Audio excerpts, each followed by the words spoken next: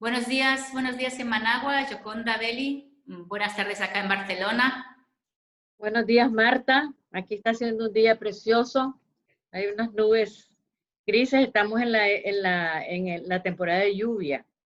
Entonces Ajá. hay unas tormentas extraordinarias, pero cuando llueve, el cielo se limpia de una manera. Entonces en la mañana es hermoso ver el verdor, porque el invierno aquí es como la primavera para ustedes. O sea, es al revés, ¿no? No es nada. Aquí todo crece. Yo me acuerdo cuando escribía poesía, que yo ponía un invierno o sea, para mí el invierno era la floración, la maravilla, el espectáculo. Y después me di cuenta que, por supuesto, para alguien que lo leía en otro país, el invierno nada tenía que ver con lo que yo estaba describiendo. Perdóname que te interrumpí. No. Yo estaba pensando que a nosotros nos han robado la primavera. Sí, en principio, era lo que... Pero Qué bueno, bueno. oye, te agradecemos muchísimo que hayas aceptado participar en estos diálogos desde casa que estamos armando a raíz de esta pandemia que nos ha asolado al lado y lado del Atlántico. Y la primera, me gustaría arrancar para saber cómo estás personalmente, cómo le estás pasando, cómo está tu familia. Sé que la tienes así repartida por diferentes lugares, entonces, ¿cómo estáis todos? Mira, en lo que es personal, estamos bien. Tengo la suerte de que no se me ha enfermado nadie de la familia. Yo he estado confinada desde el 18 de marzo con mi esposo en Managua. No salimos a ninguna parte, pero estamos muy preocupados. Yo por lo menos, ayer escribí un poema que lo voy a leer después, precisamente cuando me preguntan, porque a veces para un escritor la pandemia ha sido la maravilla, ¿no? Porque te encerrás, nadie te demanda, y estás en un estado como de la sopa primigenia, que le llaman, ¿no? De que no te interrumpe, no tienes que viajar, etcétera. Pero a mí yo tengo un problema serio de la obsesión que tengo con este país, porque realmente desde joven este país ha sido la razón de mi vida. Yo tengo en mi memoria, escribo: dos cosas decidieron mi vida: el país donde nací y el sexo con que vine al mundo.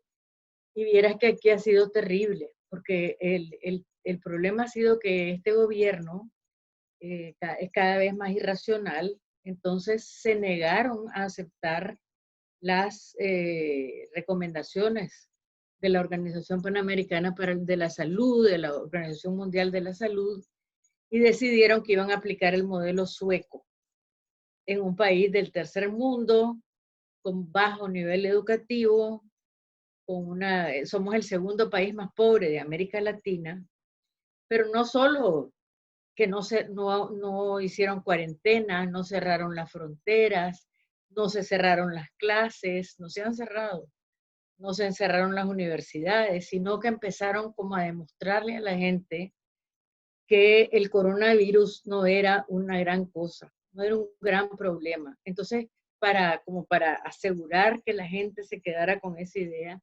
empezaron a hacer grandes aglomeraciones. Entonces hicieron un carnaval que se llamó Amor en los tiempos de COVID, donde iban carrozas, unas cosas completamente surrealistas.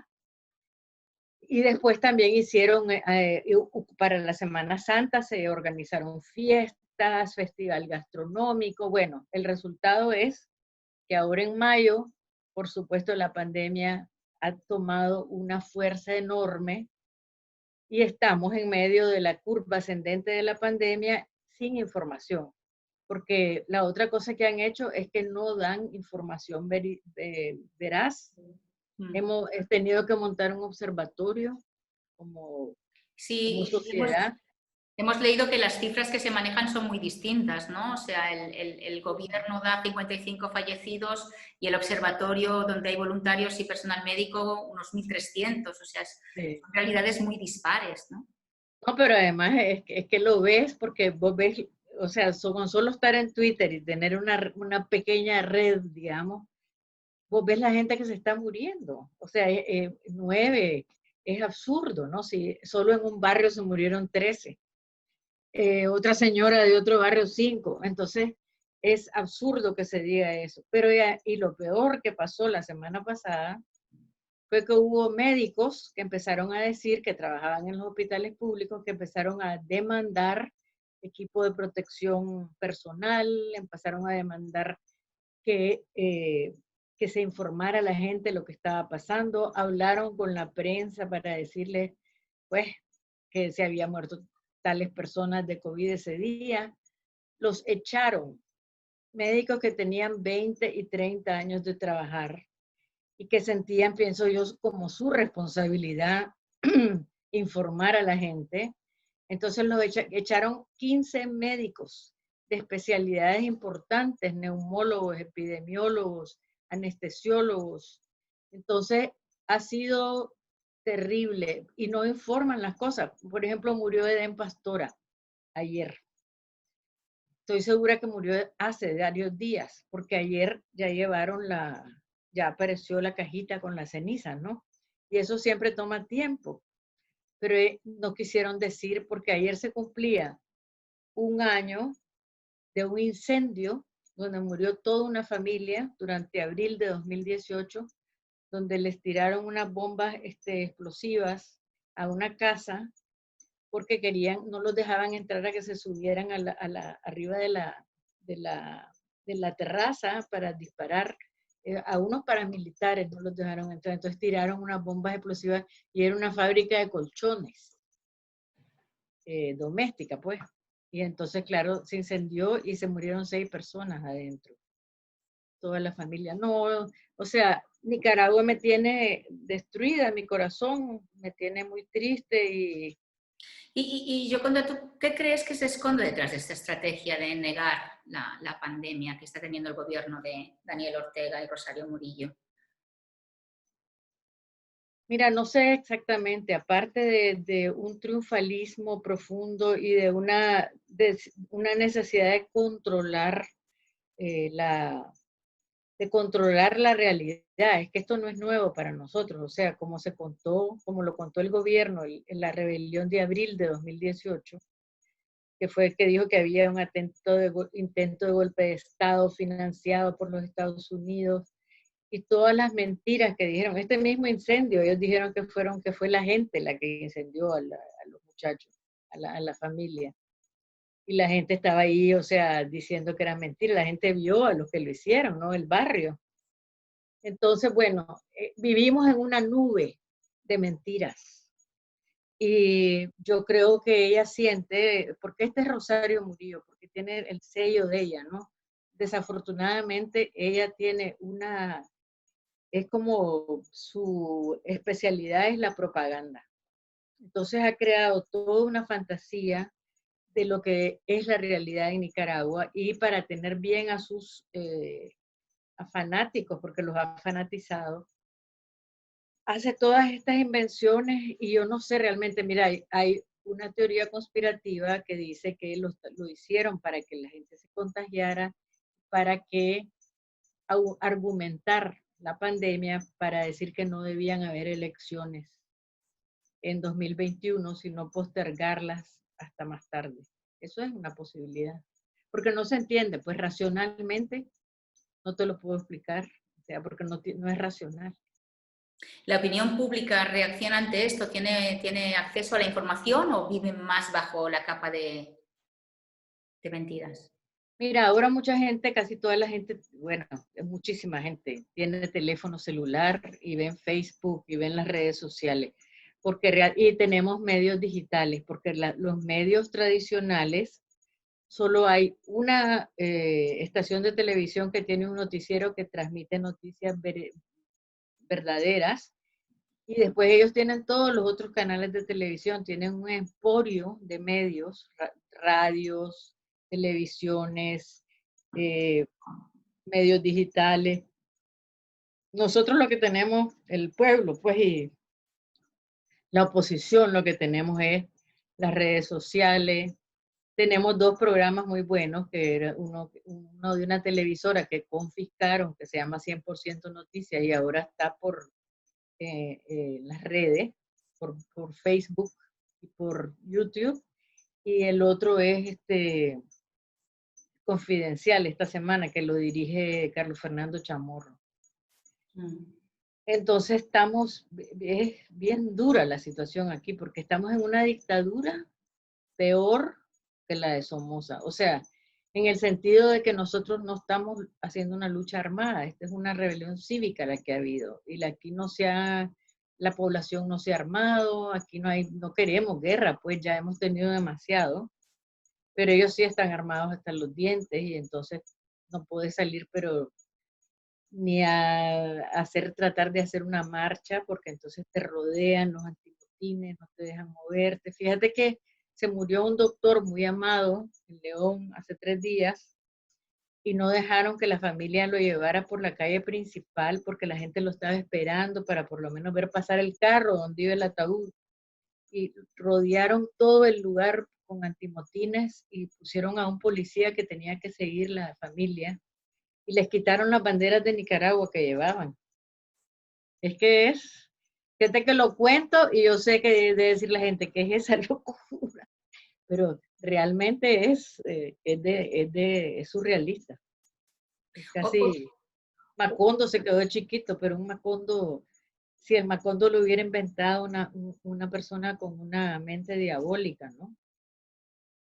eh, como también estamos sabiendo que la pandemia está también evidentemente afectando y contagiando a parte de la élite política del país. Igual Sí. si hay, digamos, más casos o fallecimientos comprobados, ¿tú crees que a lo mejor eso puede hacer un replanteamiento? Como lo que aquí llamaríamos en Europa un efecto Johnson. O sea, el hecho de que los sufran en carne puedan Y cambiar. bueno, lo han sufrido en carne propia, lo han sufrido. Entonces, como precisamente como lo han sufrido, entonces ahora no dejan que los doctores, no dicen que se está muriendo la gente de COVID. Tienen prohibido los doctores decir que la gente se está muriendo de COVID. Y dicen que se está muriendo de neumonía atípica. Por ejemplo, nosotros sabemos, porque aquí todo se sabe, porque es un país pequeño, que Den Pastora estaba intubado en el hospital militar, pero cuando dieron el parte de que se había muerto, dijeron que se había muerto de un infarto. ¿Me entiendes? Y así es por el estilo, entonces no aceptan. Hay unos que estaban muy enfermos que desaparecieron, no sabemos qué les pasó, si se curaron, si se murieron. Eso empezó cuando se empezaron a dar los casos de mucha gente del partido, del sandinismo, que estaban muriéndose. Y yo creo que ahora el Ministerio de Salud ha empezado a bajar los números, porque pienso que Rosario Murillo el 19 de julio quiere pararse en la tribuna y decir que Nicaragua venció al COVID. Y lo va a hacer, aunque sea mentira, porque aquí se miente. Ya estamos, como te digo, en una niebla de absoluta irrealidad, mentira. Y es bien triste porque realmente eso tiene un efecto muy duro en la población, porque vos te puedes rebelar, pero si todo lo que haces lo convierten en otra cosa. Fíjate que ayer un comentarista dijo que eran los médicos, que si, pónganse a pensar, dice un comentarista del gobierno, del partido, pues, pónganse a pensar, los médicos pueden haber estado contagiando a la gente. O sea, puede que ellos, no crean ustedes que esos golpistas, asesinos, son capaces de hacer eso. Así les hablan.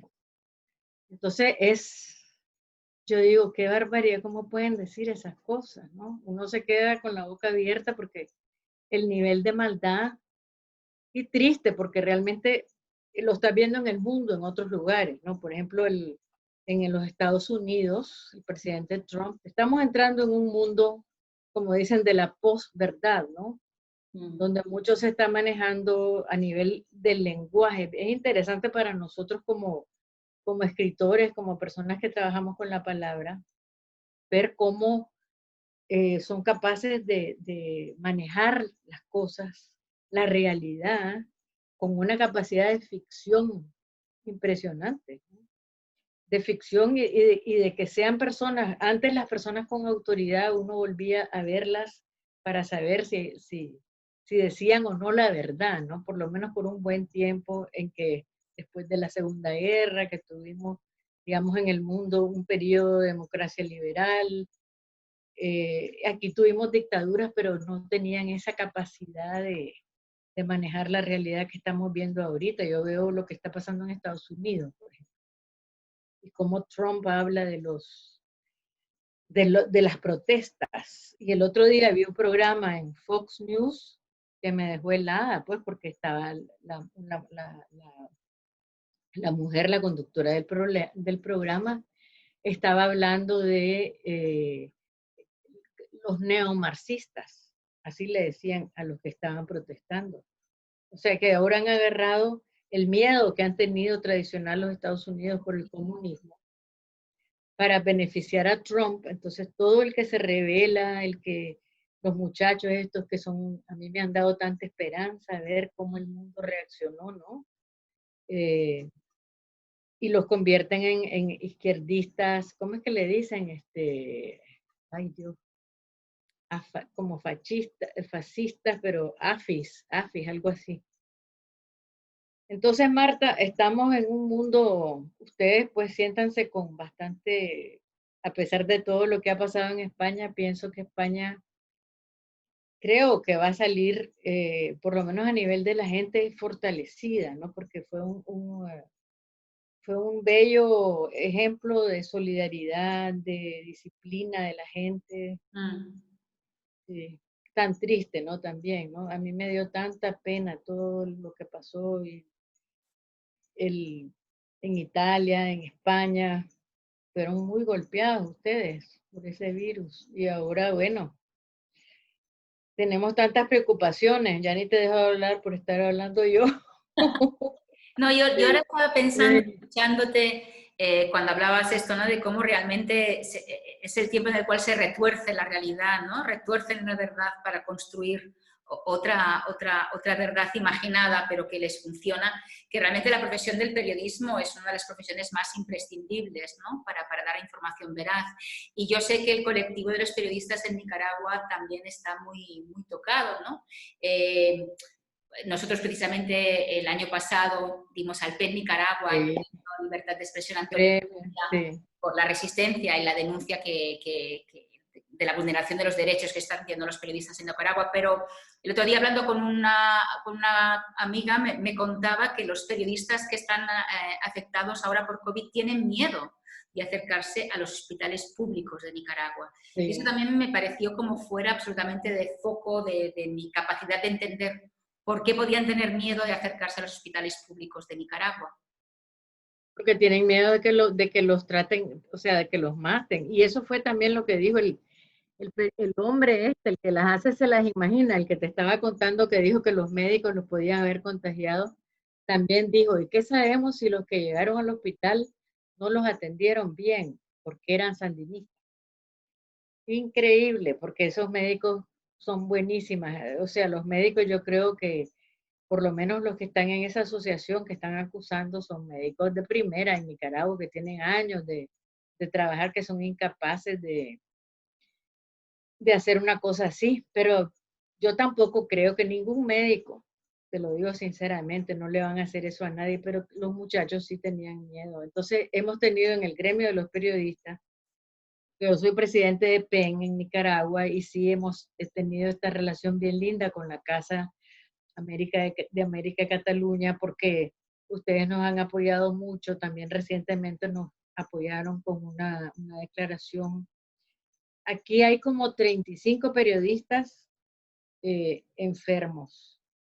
Hemos creado una comisión con la Fundación Violeta Barrios de Chamorro que trabaja con la libertad de expresión, el PEN, otra organización de periodistas que se llama PECIN, y entonces estamos trabajando, se logró conseguir una cantidad de dinero con un hablatón que se hizo en los Estados Unidos con la diáspora nicaragüense, y con ese dinero se está tratando de resolver las necesidades de los periodistas. Hace 3 días murió uno de los más queridos periodistas de nosotros, que era además el periodista de la costa atlántica, Sergio León. Sergio León. Sí, se murió también Gustavo Bermúdez, que era un periodista de muy larga trayectoria en Radio Corporación, que es la radio por excelencia de la oposición. Y ahora teníamos dos hospitalizados, esos ya están en su casa, y los demás están recibiendo tratamiento en su casa. Sí, es, y lo peor es que están contagiados ellos y varias gente de su familia. Porque como te digo, mira, si uno yo lo reconozco, que empecé a pensar que ellos tenían algún dato, el gobierno, que nosotros no teníamos, porque era tal la normalidad que se vivía en este país, que yo decía, que será que tienen un hospital chino que van a instalar en 2 días, que descubrieron que el virus, era como una cosa, porque era tan persistente la propaganda de que no iba a pasarnos nada, de que aquí el virus no iba a ser muy importante. Yo no sé por qué, porque lo estaban cuidando en el aeropuerto y solo había virus, solo había contagio de gente que venía. Bueno, no te cuento que uno llegó a pensar, bueno, a lo mejor no va a pasar nada aquí. Y entonces la gente no se cuidó mucho. Eh, yo me cuidé porque soy miedosa. Y además ya estoy en la edad vulnerable, entonces yo dije, no, yo me quedo en mi casa. Pero mucha gente no se quedó, o sea, salieron, no se lavaban las manos. Y además, creo que aunque salgas, aunque tomes precauciones, es mucho más riesgoso que quedarse uno guardado, ¿no? Sí, sí, por supuesto, por supuesto. Por lo menos cuando el nivel de contagio es muy alto, porque entonces rápidamente puedes contagiarte si estás en la calle, ¿no? Aquí que nosotros ya hemos bajado un poco el nivel, vamos con mascarillas, vamos con mucha protección, te lavas las manos constantemente, pero digamos que ya puedes empezar a ocupar un poco más el espacio social, ¿no? Con mucha precaución también, ¿eh? Con toda la precaución Claro, que hay uno que puede cuidarse tener. bastante. Una de No, las fíjate, ajá, No, una sigamos. de las denuncias que también hemos visto es lo que se llama los entierros express, que suceden por Así. la noche. ¿Eso realmente es una práctica generalizada? Bueno, sí, porque los cadáveres, aunque dicen que no se mueren por COVID, ¿verdad? Que se mueren por neumonía, que se mueren por bronconeumonía, por neumonía atípica, porque no les hacen la prueba. Entonces lo que hacen es los meten en una bolsa, los meten en un ataúd y se los llevan a enterrar. Apenas le avisan a la familia 1 hora antes, algo así. Y a muchos no les han avisado hasta que ya la persona la han enterrado. Entonces eso le llaman los entierros express. Y entonces se te muere alguien y le dicen, tiene 3 horas nada más, en 3 horas tiene que estar enterrado. Entonces van gente vestida con esos trajes, ¿no?, de protección, pero lo han hecho y hay una familia que les dieron la persona equivocada porque la familia no hizo caso, abrió el ataúd para revisar si era su deudo y resultó que no era, que les estaban dando otro fallecido.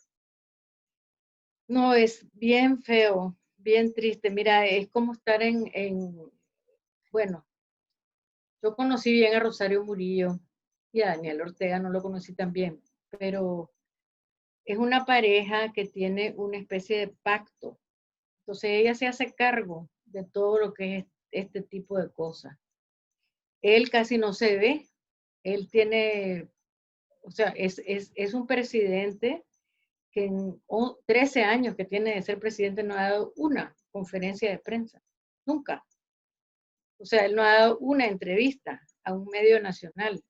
Cuando se dio abril de 2018, que fue una rebelión, para los que no saben, una rebelión espontánea de la gente, porque hubo una protesta y llegaron las fuerzas de paramilitares a aplastar la protesta, golpearon a los estudiantes, y lo vimos porque la gente lo filmó.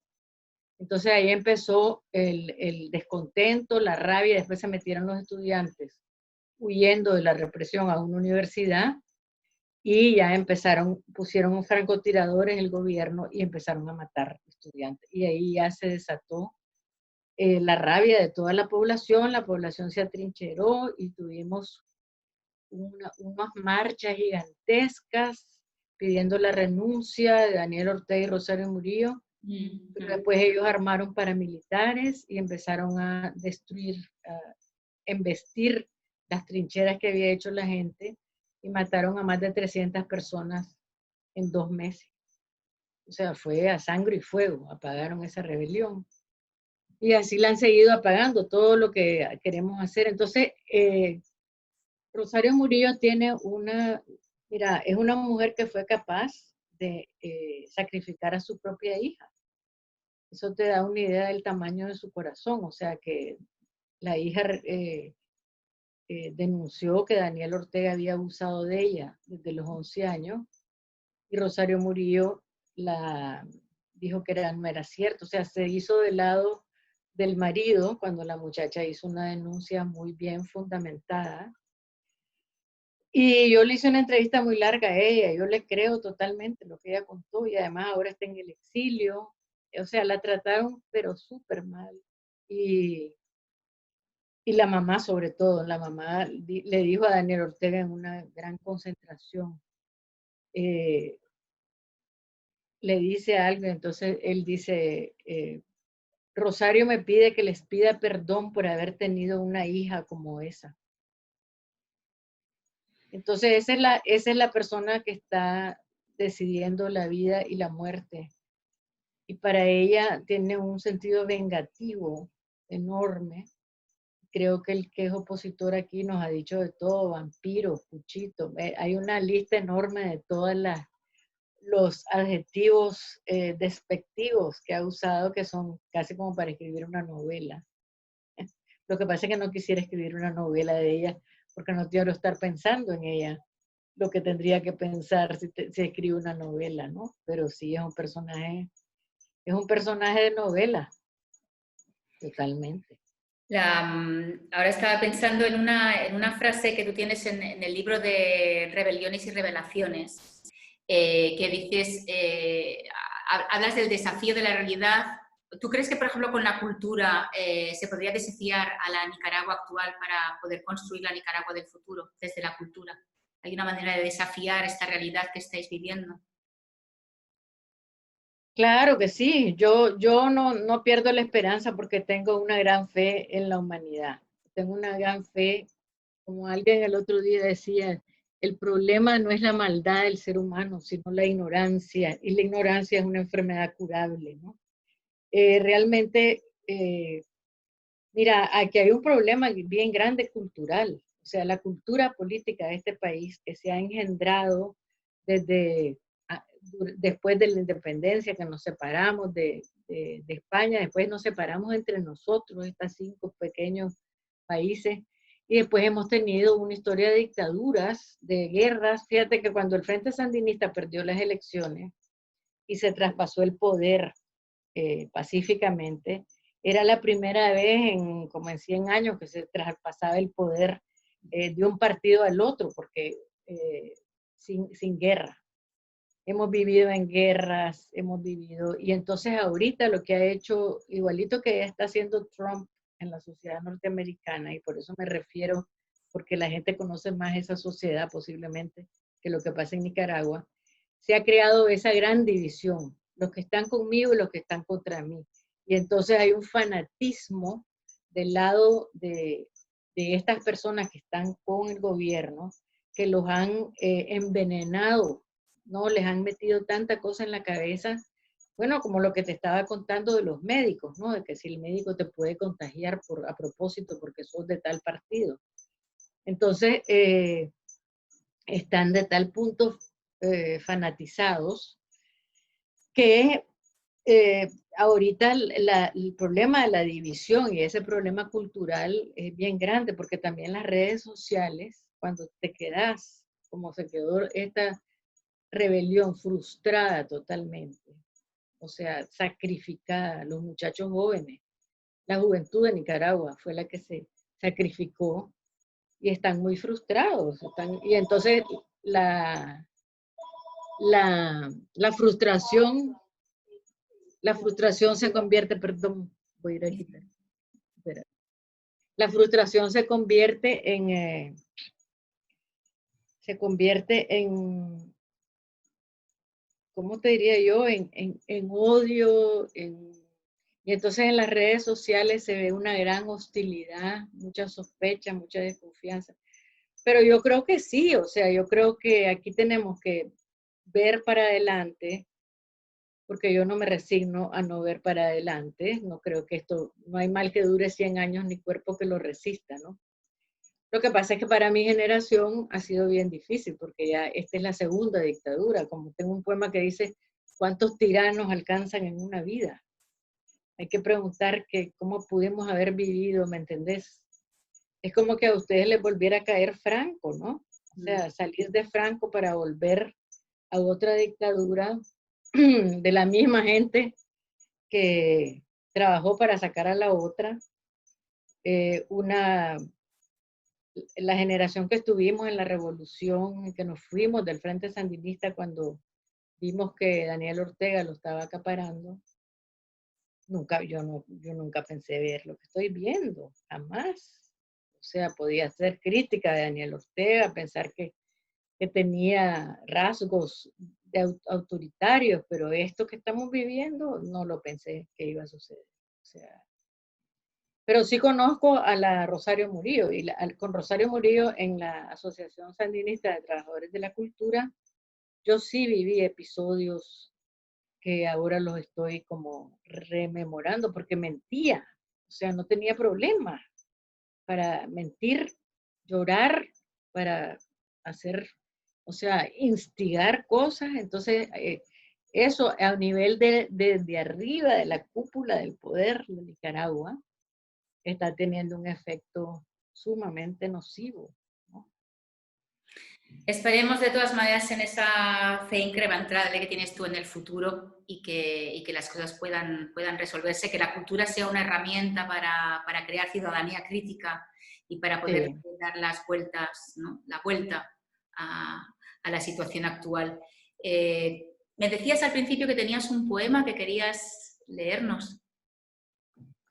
Bueno, sí, te quería leer un poema porque esto de qué pasa sí, con el tiempo libre. Estoy escribiendo, claro, estoy tratando de escribir una novela, pero he escrito varios poemas. Este se llama, a ver, me voy a sentar bien para que me salga bien la voz. La poesía y la pandemia. Pensaba escribir un poema nuevo cada día, irme de viaje a las cuevas donde guardo, junto a las memorias inútiles, las ideas agarradas al vuelo, apresadas como pájaros humildes, capaces de resistir la humedad y mi falta imperdonable de tiempo. Quería bajar con el alpiste, pintarles las alas, darles pareja y descendencia y entregarlas a la libertad. Pensaba escribir un poema cada día, pero la vida es un oleaje tenaz. Es como el Pacífico de mi niñez, una playa donde no hay tregua, donde el viento se alía con el agua, la hace rodar una y otra vez, ola tras ola, la espuma de la cresta contra la espalda, mar agitado como los días. No sabe uno qué pasó cuando la luz se vuelve rosa en la sombra de la ventana y hay que encender la luz y hay que preparar la noche. Pensaba escribir un poema cada día, alcanzar la ilusión de zambullirme en las cuevas y sacar mis pájaros de las aulas, encerrarme con ellos. No más tiempo en la superficie, no más tiempo expuesta al deber, al viaje, a los rostros, pidiendo que les explique la magia que ni yo misma entiendo. Hace tiempo que solo una pregunta me mueve las entrañas. Es una pregunta con lava, una pregunta verde con palmeras, con latigazos de lluvia, con esperpentos y fantasmas, con muertos que quieren salirse de sus tumbas. Una pregunta con un nombre náhuatl, Nicaragua. Una pregunta simple, tan simple como ¿por qué? Pensaba escribir un poema cada día, pero la pregunta me pesa como suela de plomo en los zapatos. Es la alfombra rota donde en la prisa doy el traspiés y caigo. Es el estruendo del estante que se desploma cuando le pido un libro. Es la electricidad que de pronto deja a oscuras la casa. Todas las noches un país se me mete en la cama, me abraza y me pregunta por qué. Ese fue mi porqué. Esa es mi obsesión que no me deja vivir. Muchísimas gracias por el poema. Cuántas revelaciones hay en ese poema, ¿no? Cuántas cosas para ir revisitando y para ir reviendo. Muchísimas gracias por la conversación, Gioconda, por el tiempo que nos has dedicado, por el cariño que nos muestras, y aquí nos tienes para lo que creas que la casa puede ser necesaria para vosotros. Mucho ánimo. Pues, gracias. Marta, yo quiero decir que siempre me he sentido tan acogida en la Casa de América de Cataluña, que me ha encantado cada vez que he estado ahí, que ustedes son maravillosas, que hacen un trabajo extraordinario, que me da mucho pesar no poder ir este año a visitarlos, El año que viene. pero que sí, esperemos, sí, y que se 2021, cuiden mucho también.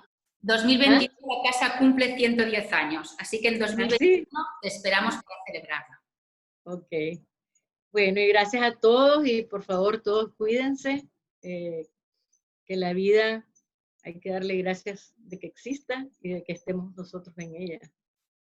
Muchas gracias. Muchas gracias, Gioconda. Cuídate mucho. Chao. También, chao.